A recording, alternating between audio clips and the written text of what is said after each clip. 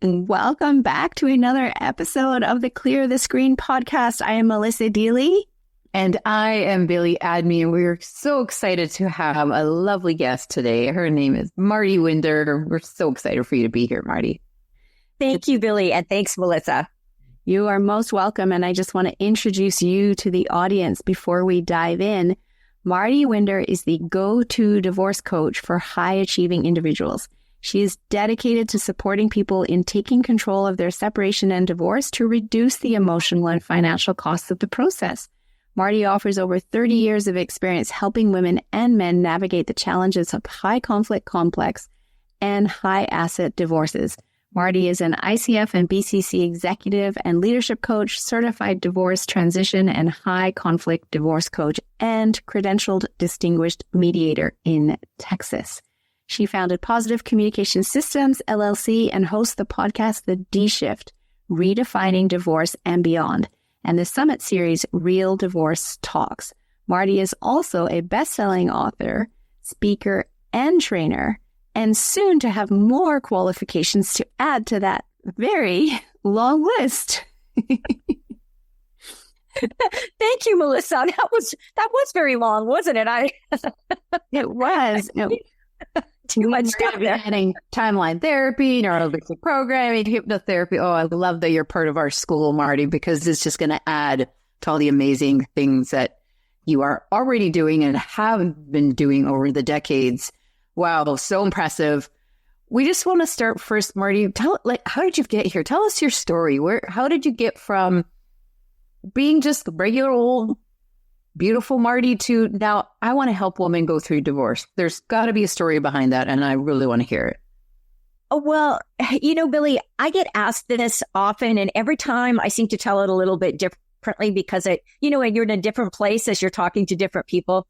And I was thinking about this before I got on the podcast today. And, I came from a home where we didn't have, there wasn't conflict. My mom and dad were lovely people. We were a very cohesive family. We did things together. My dad was actually an RCMP officer.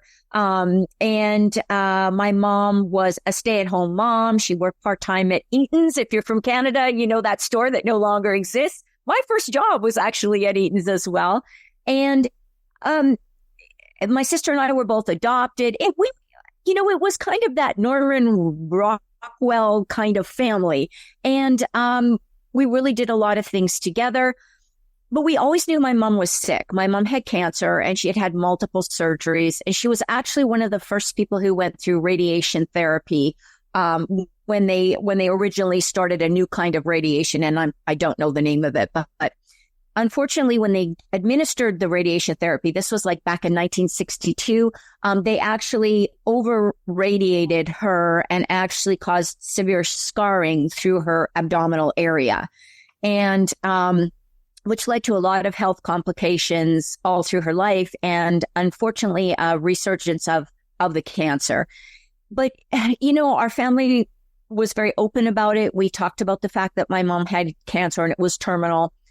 She did pass away when I was 17, but I don't remember feeling like kind of a victim at that point in time because my dad was really strong and we were prepared for that. I wasn't so prepared when my dad passed away 4 years later from a different kind of cancer, completely undetected until too late to do anything about. And so that was a little shocking, but still, I didn't feel victimized by it. I went, got my degree, taught school, got my master's, got married, and really thought I was doing great in that relationship. And then that all went south about 3 years into the relationship. And it wasn't bad. Again, there wasn't any violence or any abuse or anything like that. It was just we were good with each other. We should have stayed friends. We should have never got married, in my opinion. And through the divorce, what should have been really simple, we didn't have kids. It just became this really complicated, ugly, involving many different people, drama mess that I was so embarrassed about. I was trying to keep this all private and things are getting more and more public. And I just remember at that point in time, living on victim island. And I love that term that you all introduced me to, because I really it was everybody else's fault and oh, poor me. And why is this happening to me? I'm a good person. And, it's all his fault, which I now know absolutely not. But that's where I sat for a good few months until one of my friends finally said, you got to snap out of this. You are not, this isn't you. You're more resilient. You're stronger. You're better. So I started doing some work in this area and doing some reading and doing some learning. I dabbled kind of in NLP way back then when NLP wasn't really something a lot of people were talking about. I mean, this was 30 years ago. And I just got more and more interested in neuroscience and understanding emotions, how conflict evolves, how we can use communication to de-escalate conflict, and all of that. And through that, I think I moved from Victim Island to Solution City, as you would both say. And I really felt that I got very, very strong in who I was and what I needed to be. And then in the last 10 years, I've gone from the mediation executive and leadership coaching now to working with people going through divorce, because I really feel what I experienced is not abnormal. It's more the norm, especially for people that are high achieving and don't want their divorce. They don't want to make it a big drama. They just want to have an amicable solution. I think having that, my goal now is to really help support that. And that's why I think the training that I'm doing with y'all is going to be so fantastic. Absolutely. It will. And, one of the modalities we teach timeline therapy is helping people heal trauma without talking about it, without having to put all the details on the table as we do when we go to talk therapy. Talk therapy is great for awareness. However, as you know, and as you're going to learn as you go through our program, is that when you talk about the trauma, you're actually deep in the neurology. Sure. And what an amazing concept that you can heal trauma without talking about it. Yes. Right. And if we can do that with trauma, what else could we do that with? Right. And to bring that concept to even your clients, because I know, speaking, I'm a single mom, and speaking of going through, it was quite volatile at points, and I have very young children. And, it didn't need to be that complicated. And the system, unfortunately, makes it a little bit more complicated than it needs to be as well. And so it's just about empowerment. And I love that you're adding these tools now to be able to provide your clients with empowerment. Because at the end of the day, that's what we want, right? Is people stand in their power. Because when you're in Victim Island, you're not in your power. When you're in you are in your power. So that's why you were able to find your strength after your friend pointed out to you, hey, this isn't you, right? And thank goodness for friends like that, right? Yeah. That can pull you out of it when you're in the depth of, owning a lot of property on Victim Island. And because we don't see it ourselves, this is all happening outside of our awareness. And so initially we do need other people to point it out to us, and then, throw us the life ring to help us get out of it, show us the tools, show us the way, support us through it. And you said you were there for a couple of months. Kudos to you that it was only a couple of months. It was probably longer than that, if I'm being honest. But you know what I found? It's really interesting when you were both talking. I was thinking, yes, it's great that I had a friend who kind of said, snap out of it. But there was a lot of people that were right there, happy to kind of keep supporting that. Like, you're right. You're such a good person. Well, this shouldn't be happening to you. You're right. He did. And even though they didn't really know what the relationship was, they were really excited to, like Melissa says, for me to be their neighbor over there on that island, because those roommates, right?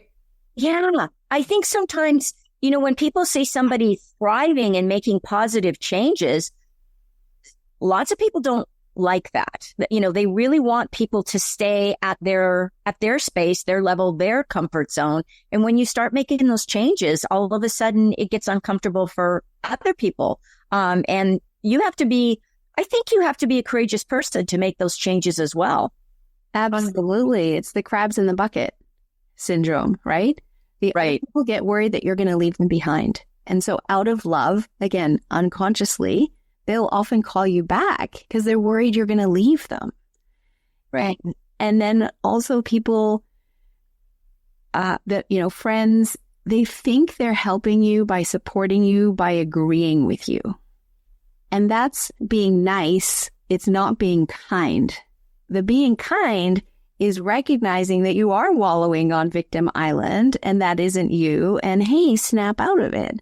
And again, not everyone has the tools to even recognize that at this point, which is why it's our mission to get this message out. And we did a podcast earlier where the guest said, when we were talking about this, they said, you have a choice. You have a choice to stay on victim island and amplify your impact there by supporting other people in staying there, or to get yourself over to Solution City and amplify your impact there, bringing more people with you. And what is the choice that you want to make? And that's what's so key is it's a choice. Yes. Yeah. And it all comes down. It's a choice. Yeah. It all comes down to your personal choice. Yeah. I love that. I love that somebody was talking like that because that really resonates with me. Yeah. So Mardi, here's another question. How has your life or impact amplified since going through your hero's journey and acknowledging all that you have learned because of your story that you've been through and your hardships?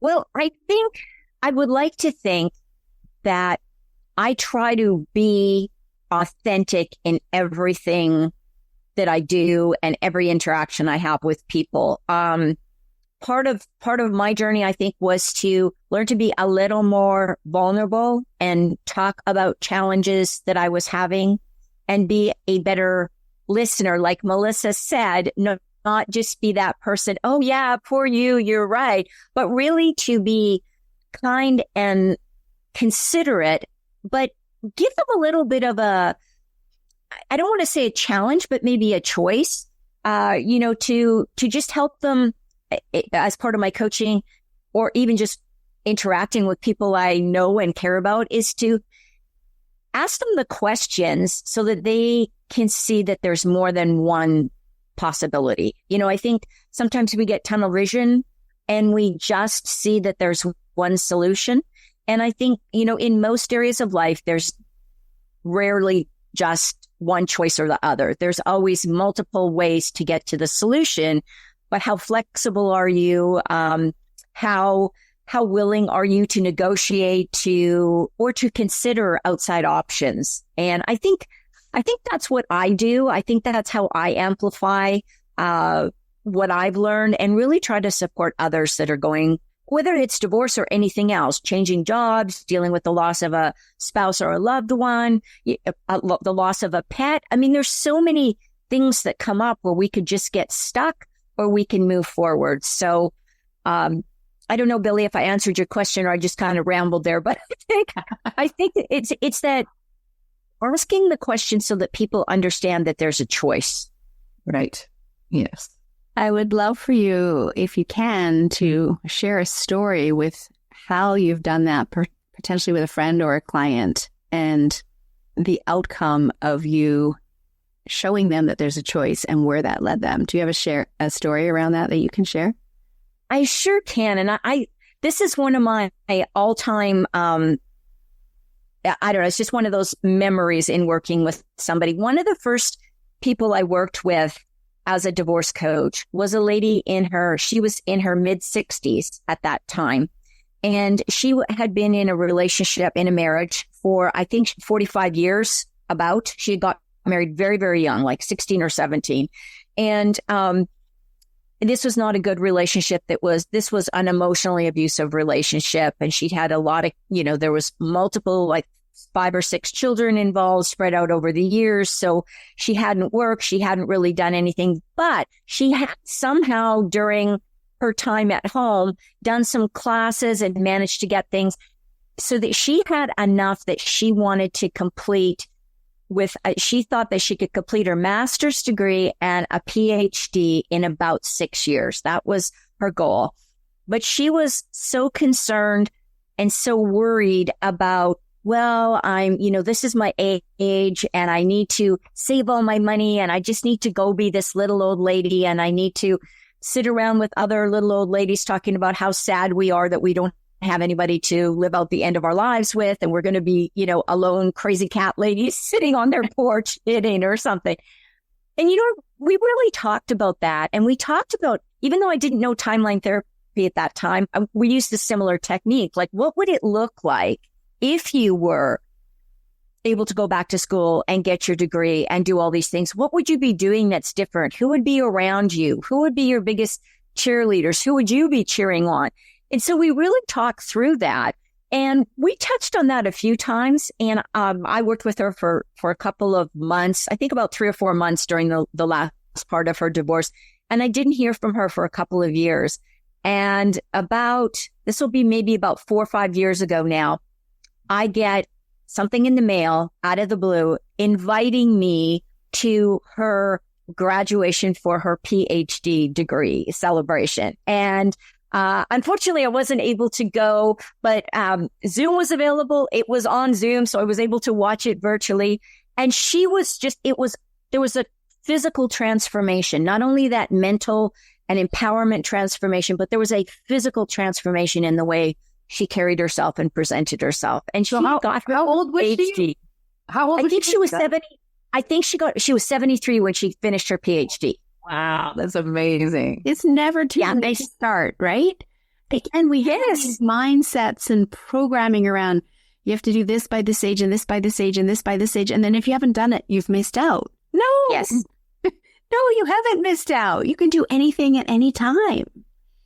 And it was amazing because all of her friends and even her adult children were telling her, no, don't waste your money, save your money. You need that for, your golden years sitting on the porch with the cats and the knitting, because you're not going to have enough money because nobody's going to hire you even. And now she has a thriving clinical practice. She's doing fantastic and she loves what she does. We stay in touch now. Every few months we'll, send a note or an email or hop on a Zoom call, and she's doing fantastic. So, but it really was in her mind that was her only option. She really didn't see anything else until she just put her mind to it. And then she was able to overcome all of that. I love that you were the one that was able to open her mind to the fact that the possibilities were actually there, despite what she was being told in the environment that she'd been in. Right. And her generation too, we tend to forget it wasn't until 1975 that women could do a lot of stuff like get credit cards and get loans and buy homes without a male signature or another family member. Until it was legally, they were, banks and financial institutes were required to enable that. That's not that many years ago. I know. It's easy. Literally. Yeah, I was 12 when that happened. So. Yeah. Wow. Good for her. And I love that story and love knowing that as you're working with your clients, that you're doing so much more than, just guiding them through a process. Right. Right. And that allows them to step into their new life in their power, which also has this beautiful ripple effect of the benefit of impacting their children if they still have children in the home.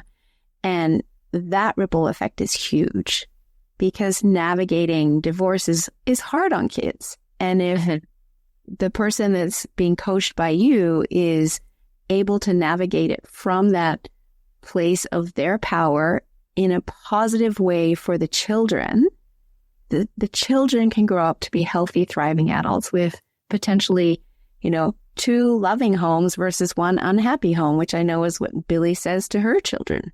Right. Yeah. Yeah. And 2 homes of light or 1 home of darkness, right? exactly. I'll need 2 homes of light any day. And so their mental health is in a much better place and their outcomes in life are going to be far superior as a result.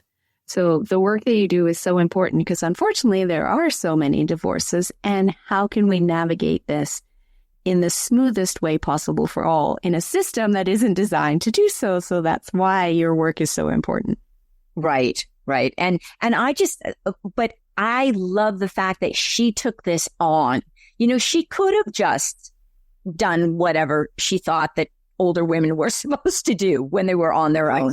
But she said, no, I'm going to do this. She believed in herself. And I just wish I had the tools that I'm starting to accumulate now, because I think we could have moved that process a lot faster for her.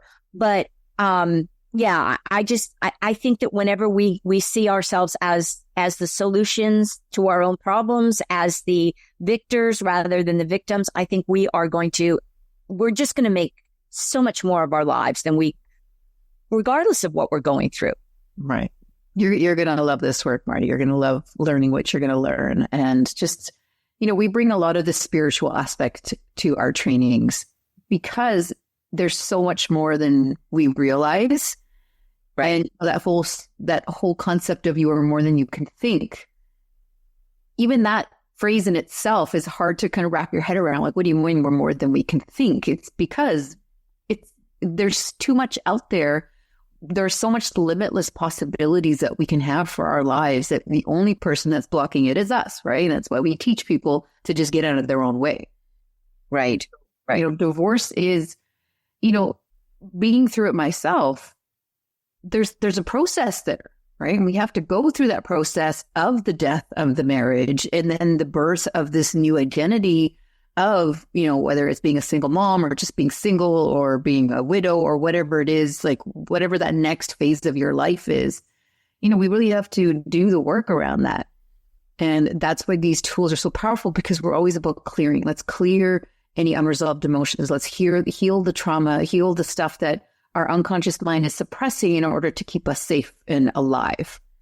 And so these tools, I know, you know, you can think of it, they allow people to go from survival to thrival. Yeah, I love that. I love that. So here's another question. What was one moment or breakthrough where you were able to look back at your journey with gratitude for having gone through it, despite having been maybe difficult at the time, to maybe see the gratitude in it? You know, sometimes when we're in it, we can't see it. And then in the future, then we're like, oh yeah, okay, now I realize what I learned there. And except in the moment, we're sometimes it's blurred. So what was there a moment like that for you, Mardi? You know, so this is slightly different than the divorce, because I think the divorce, it wasn't a specific moment. It was sort of an accumulation of understanding that sort of snowballed and helped me kind of. And then with my friends saying, you know, snap out of it, that kind of just added that extra little bit of snow that just pushed me over the top. But I think an experience I had like this was my second husband had a massive stroke. And when he was in the hospital, they said he's never going to walk. He's not really going to talk, and he's going to need a full-time caregiver. And I can remember sitting at that time in the hospital and thinking, oh my God, like I've only been married to this guy for 7 years. And I said to them, I said, is this like is it going to be a short time? You know, because you have these questions, right? Is he going to live for a long time? Is he going to live? And they said, well, no, there's nothing that's going to prevent him from, you know, having a normal life or living a normal lifespan unless some other health issues come up. So I had that. And I remember thinking at the hospital, how the hell am I going to do this? Like, I'm by myself. I'm on the farm. There's nobody else in the house. It's going to be me and him. And how am I going to pick this man up and put him in a wheelchair and help him with all his physical therapy and do everything? And all of a sudden, it was just like this most calming feeling I had come over me. And I thought, look at everything you've done in your life. I had, you know, my mom and dad. I was a caregiver for my mom, not full time. I mean, I was living in the house and I was a teen, so it wasn't like I did it full time, but I still had some caregiver experience. I had worked for almost 6 years in a psychiatric hospital, and I'd done work on the brain injury unit. So I understood, you know, the therapeutic stuff and how to handle that. I had, again, dabbled in some of the NLP stuff. So I was aware of alternate communication methods. And I had worked in a school district, so I had a network of psychologists, psychiatrists, and people I knew that could help me. And of course, some medical professionals that I could turn to as friends. And I can just remember thinking, I have got this covered. And it was such a positive feeling to be able to not go to, oh my, why is this happening to me? Here it is. Yet again, I'm dealing with another crisis with another husband. Oh, woe is me. I just felt like everything that I have done in my life and all the things I've experienced that I thought were just random jobs I was taking or random things that happened, I feel really prepared to tackle this problem. And I think I didn't even I maybe went to Victim Island for maybe a half an hour that day, because I just did. But then I automatically started thinking about, well, I can do this and I know how to do this and I can accomplish this and I can do that. And I think that was for me a breakthrough moment, that it's all about how you think about an issue that creates the reality of what that issue is, has an impact on life and others. Full body truth bumps there, Mardi. So profound, Mardi. And one of the things that we bring into our training is the 3 principles, which is mind, consciousness, and thought. And Sydney Banks, who was the discoverer of that, said life is what you think it is. Simple, right? So if you think it's a horror show, guess what? It's a horror show. If you think it's a love story, guess what? It's a love story. And so I love that. And what you said there, Mardi, that, I was there for half an hour. It's okay. It's not like we're never going to be on Victim Island. That's life. Life is about the ups and downs. It's a matter of how quickly can you get off Victim Island, identify that you don't like it there because it doesn't feel good. And you realize that, and you took the action steps and you took the ownership and you took your self-empowerment and you got back over here. And you said, I've got this. And it was literally just a shift in your mindset. So kudos to you, Mardi. Amazing. Well, and again, it's, I really believe that things, and the older I get, the more I believe this, that we are supposed to learn life lessons. I know Billy and Melissa, you talk about this, but I really have come to truly believe that when we go through an experience, no matter how bad it is, there's a life lesson that we are meant to learn. And if we spend all the time just talking about what a horrible experience that was, you block the ability to, to get that lesson. And, so now when things happen, instead of getting super frustrated and angry and, all bent out of shape, as my dad used to say about things, I just say, what skills do I have that I can tackle this with? And that's my go-to. I'm a kinesthetic person, so I go right to the, what can I do? And sometimes just taking action is all it takes. And then you start feeling more confidence and you move through things faster. It's that magic question. How is this happening for me? Right. Yeah. And once we may not even understand that in the moment. And to your point, though, just start taking action, because action has you moving forward versus being stuck. And then as you move forward, the path opens up, because everything that you did before that you thought were just random jobs were leading you to that moment so that you could support your husband through that health crisis. Right. Yeah. And the fact that you recognized it so quickly because of all of the training that you've done, recognizing this is a choice and there's a lesson here. What is that? And as you said, going into action, because you're that kinesthetic person. So yeah, kudos to you, because a lot of people would be on Victim Island for a very long time. That's tragic news that you received that day, right?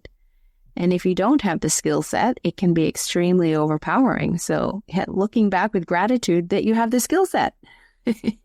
Right? Exactly. And like I say, such random things, like here I was a school teacher, ended up working in a psych hospital on a brain injury unit. What is the chance that is just a random occurrence? Right. When you have to deal with, a spouse who has cognitive impairment due to a stroke. Like, how does it, 25 years later, by the way, it's just, this is not random. Life is not random. I don't believe that at all. No, it's everything is happening for us, and it's up to us as to whether we see that or not, as you said, if we're open to that. Because when we see that, then we can follow the breadcrumbs to the next step and get to where we're going more easily with less effort. Because that's the whole purpose of learning something, is because we were on the slightly wrong path and we're being redirected. Hey, how about you do it this way? You got to learn something to go this way, but how about you go this way? Right? Yeah. Yeah.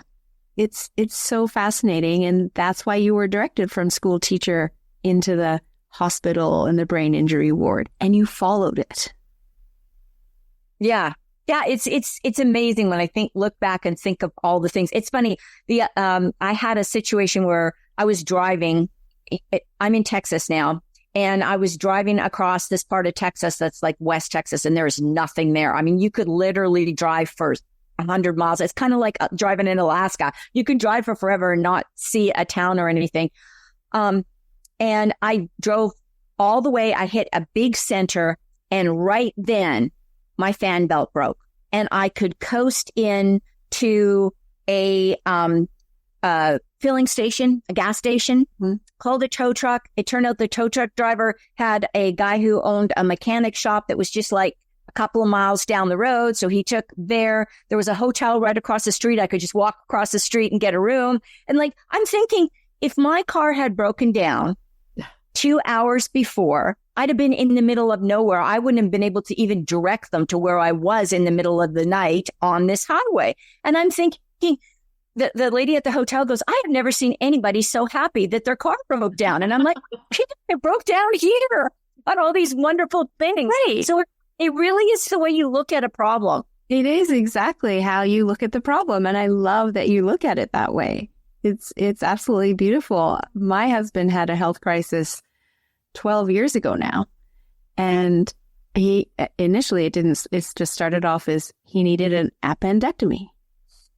And then I take him to the hospital and I drive home to pick up the kids from school. And partway home, I get a call that I need to go back to the hospital because it's code blue in the OR. And they wouldn't even tell me what it was. And I'm like, I'm driving the highway. I've got kids to pick up. You need to tell me something. They're like, you need to turn around.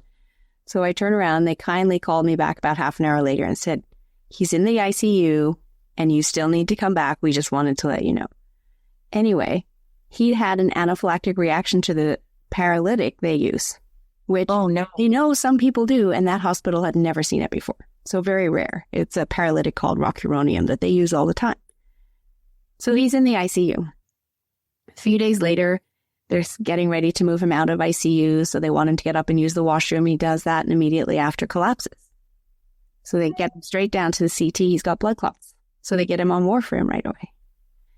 And then I can't remember, there was something else that happened. Anyway, the doctor up here that had sent him down in the first place, I saw her and she's like, oh, poor you. Everything that you're dealing with right now, like 3 things, boom, boom, boom. And I'm like, no, I'm saying thank my lucky stars. If you're going to have an anaphylactic reaction, have it in the hospital in the OR. And if you're going to have blood clots, have it in the ICU because the CT scan happened in 5 minutes. So I'm grateful for all of this process because he's alive today versus imagine if he was home and had, the blood clots and I was out somewhere for the day working and came home, right? Right. Yeah. And so it is how we look at it. And that's when I always say, someone upstairs is looking after us. You were looked after that day with the fan belt. It's like, okay, the fan belt's going to go, but we're going to get you to town first. Right. Yeah. Absolutely. Absolutely. It's also, you co-create everything for yourself. And so, likely, Mardi, if you were a negative person and you were, grumbling, rah, rah, rah, guess what? The universe is, it's impersonal. It unconditionally will do what you ask it. So if you're saying, wow, grumble, life is horrible, guess what? Okay, life is horrible. Here you go. Well, let's break your fan belt in the middle of nowhere. However, the universe, but people think that it doesn't have anything to do with when your car breaks down. There's more to what happens in our life that people realize. It's not coincidence. Everything happens for a reason, and it happens at divine timing. It happens when it's supposed to happen. And all these 2 incidents you guys are bringing up, it's like that. As much as I say, I wasted 20 years being a cop, absolutely not. I wish I found this work earlier. No, I needed to go through all those things in order for me to be able to do what I'm doing now in the capacity that I'm doing it now. with the experience and the life lessons that I have now. Had you not gone through your own divorce, Mardi, it wouldn't have the catalyst wouldn't have been there for you to be able to do the kind of impact that you're doing now. And so I love, life happens because it's supposed to happen that way. And that's the way you're creating it. And so we always tell people, if you don't like your life, let's rewind the tape. What were you thinking about? What was your thought process? Were you thinking about the horror show, or were you thinking about the love story? And this is what Clear the Screen is all about, right? Let's clear the screen. Let's get the horror show off. And that's just all programming. And we know we can rewire it, right? We can update the programming. And, so I want to, I know you haven't been through the whole program yet, although you do have an idea of what this work does. How do you want to incorporate this into what you're doing now? And do you see a place, I don't know if the answer to this is yes. However, where do you see it going to be really beneficial for your clients in the industry and the niche that you work with? So yes, I do really plan on implementing this, because I struggle with helping my clients get past a certain point with the NLP tools I have. I mean, like I said, when I did my coaching training, it was actually NLP based. So I have seen the power in that. I'm a big fan of visualization and deep relaxation and breath work. I believe in all of that. I just see the package of tools that I'm going to learn through you and your training. It's going to be so complementary. I think specifically, I'm going to say in two areas. And one is really helping people see beyond the muck and the mire that's dragging them down. Because as you said, divorce is very, very difficult. And some people are dealing with, narcissistic trauma and wounds and dysfunctional families of origin stuff that's coming up, and, repetitive patterns. And I just see this as a beautiful way, like you said, to clear the screen and allow people to see their full potential, so that they're not like, I'm this broken person who can't keep their marriage together, can't keep their spouse satisfied, or whatever the thought is going around in their head. Is to be able to just eliminate that and see themselves as this person with this amazing power and capacity to create that love story and to watch that love story forever, whatever that looks like for them, whether it's finding a new relationship, or whether it's being, I call it spectacularly single, or whether it is starting a new job or an entrepreneurship. But having that inner capacity to say, I can do this and I believe in myself. So that's the one side. And I think that's something I will use with every one of my clients. The second thing I want to work with my clients on is specifically around some of the anxiety stuff that comes up during the divorce. I work with most women, but I do work with some men. And it's interestingly, they both have the same issue. They just show it in different ways. Anxiety about talking to attorneys, about talking to financial people. That freaks most people out, is having to actually have your budget and your, how you've managed your money micro dissected and be criticized by the opposing counsel and everything else as things go through the divorce. So I think helping people deal with anxiety at that time, and then helping people really be able to emotionally regulate during mediation, litigation, depositions. There's a bunch of stuff that comes up that's pretty anxiety provoking in a lot of the more complicated, higher conflict types of divorces. So just really being able to support my clients so that they're in the best emotional state, so that when they go into those processes, they're not overwhelmed. They don't shut down. They're able to listen and be fully clear and share the information that needs to be shared, rather than feeling so judged or feeling like they're not worthy of speaking up for themselves. So that's the two areas I really see using this. But I know in my own personal life, I'm going to use it a lot too. So absolutely. We always got to start with self. And yeah, what you just described is exactly what timeline therapy is going to do, right? Allow people to deal with the self-worth and self-limiting beliefs. And then, clear the screen is literally teaching people how to manage their anxiety through one of the future timeline therapy techniques that we use for the future, called the anxiety clearing exercise. And that's going to be so powerful, not just for ourselves, for other people. Because really, anxiety is just, as we say, it's a warning from the unconscious mind to say, hey, stop thinking about what you don't want. Start thinking about what you do want. Right. That's great. I love that you already have a plan. So wonderful, Mardi. You're going to be one of the most sought after divorce coaches in the world, because you will have all of the tools to allow this to be gentle for your client and allow it to feel easy instead of hard, right? Billy's got the easy button on her desk. And when we tap into these tools, we are doing things the easy way. And that's what people want, right? It's already, emotionally draining enough. Let's make it as easy as possible. And that's what these tools are going to allow you to do. So I love that. And I would also like to ask you, just based on where you're at in your life today, what does amplify your impact mean, and how do you embody that every day already?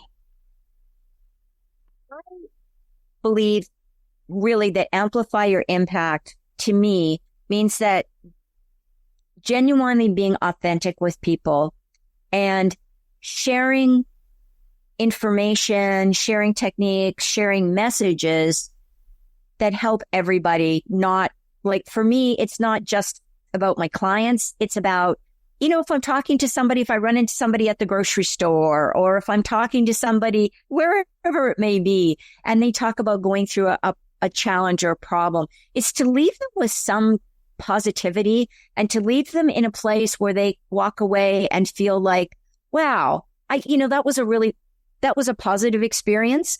And I think if we all just did that, if we all amplified that in our lives, especially now, because things are so, polarized, black and white, there's no gray area, there's no empathy, there's no willingness to even try to comprehend what somebody else is saying if it's not your perspective.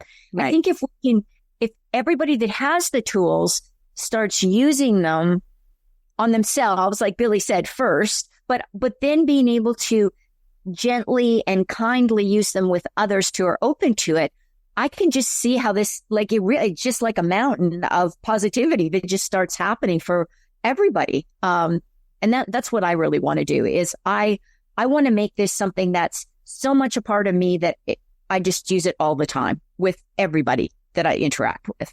Love that. And the massive ripple effect that will have. And that's our mission too, to, get this out to the world so people know that they do have choices and there are more than one ways to heal. And there's so much programming out there. You get sick, you go to the doctor, they'll fix you. We're not broken. We don't need fixing, and we don't need a Band-Aid to cover up the problem. We need to understand the problem so we can resolve the problem, right? Right. And, if you're in a car accident, the first place I'm going if I've got injuries is the medical system, because it's excellent with acute care. It's just it doesn't recognize the fact that our emotional bodies need healing, our mental bodies need healing, and it just looks at one aspect of the physical body, and it's not enough. And as we take this work out into the world, people will realize that there are so many ways to heal and how powerful the tools are when we tap into the unconscious mind, which is our easy button. So I love how much you love this already, how much you've been enjoying the trainings thus far. And we're so excited to see where you take this upon completion, because well, thank you. Massive impact. So I love that. And I've already got the books that you all recommended, and I've been reading through them, and I'm just like, oh my gosh, I have to tell everybody to read this book. The Pransky book on mental health. The Secret to Mental Health. Yeah. Yes. I'm like, oh my gosh, I've already bought it for my nieces, my sister, like everybody. It's such simple information. It's such a simple concept. And, when we first learned this, it was funny how this, again, all synchronicities, nothing happens by coincidence, how we connected with this mentor and he connected us to this work. And it was so simple that we realized this is why NLP came. This is why timeline therapy and hypnotherapy, because it almost is the stepping stones to the simplicity of life is exactly what you want it to be when you think it is that way. And it really just comes down to your thought process. And when we think about, especially during times like divorce, which is a very difficult time, especially when there's children involved and, all the lawyers. And if you can stay focused on what is the purpose here and how is this happening for me, and see past it, like you said, I love that you said that, Marty, that, what can you see life beyond it, instead of just with those glasses and the blinders on that this is all my life is right now, and to see beyond it, and then be able to now take the lessons that you're learning, because all your clients need to understand that you're going through this for a reason as well. Right? You're going through this so that, who knows, maybe this is something that you will then inspire other women to go through in a more gentle way, because it doesn't have to be, horrible. Because when you hear this all the time, like, oh, I'm going through a divorce. Ooh, that must be tough, right? It's just the programming that says, oh, must be tough. It's because we've programmed it that way, right? We can deprogram it so that divorce doesn't have to be difficult. It could just be mutual. And now, even I call him the husband, we've always had a very amicable relationship when it comes to the kids, for the sake of the kids. And, I've always put my stuff aside and said, you know what, my opinion of the husband is my opinion. It's not my children's opinion, and nor do I want it to be their opinion.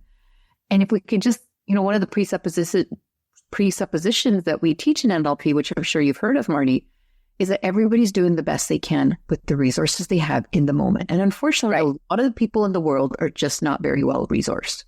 And it's our job to have that compassion and offer those resources. And these tools are resources for people. And so I love that you're bringing this into your tool belt. And we're so excited for you to learn it. And again, to share it with other people and let them know that there is a gentler way. There is an easy button for life. Right? It doesn't have to be hard. If it's hard, you're doing it wrong. And so, Marty, for the listeners here, if they're listening to this, they are going through divorce themselves, know people that are, and know that they need your help. What is the best way for people to get hold of you? Probably the best way is through my website. It's www.divorcecoach4, that's the number 4, women.com. And I do also have another website called www.poscs.com. That stands for Positive Communication Systems. And that's got the divorce coaching information for men. So either one will get you to me. Both are the, just 2 different websites, but either one. And if anybody is interested, they can certainly contact me. I'd be happy. I do a divorce strategy planning session. It takes about 45 minutes, and that's what it is. We'll just focus on one aspect of your divorce and get you out of there with an action plan at the end. Love that. Thank you very much. We will have all of that in the show notes. So thank you so much for coming here today, for sharing your story, sharing your wisdom, sharing your heart. Absolutely loved this interview with you. And thank you to our audience for tuning in each and every week and listening to these stories, being inspired, being uplifted, and knowing and learning about the power of your thoughts and your mind and how it's a choice. You can shift your life. And as my favorite quote is, whether you think you can or you think you can't, you're right. I love that. And yeah, your life is a horror show. Follow us and learn how to clear the screen and put up the love story, because really it can happen at the flick of a switch. It really can be that easy. So thank you, Marty. So excited for all that you are going to do in the world. And thanks again for being here. Thanks, Billy. Thanks, Melissa. If you want to go deeper, scan the QR code, check out our Light Circle membership. This is a community where it's going to serve you and uplift you and empower you, because when you end your anxiety, that's where your abundance begins. And when you can amplify you, then you can impact others.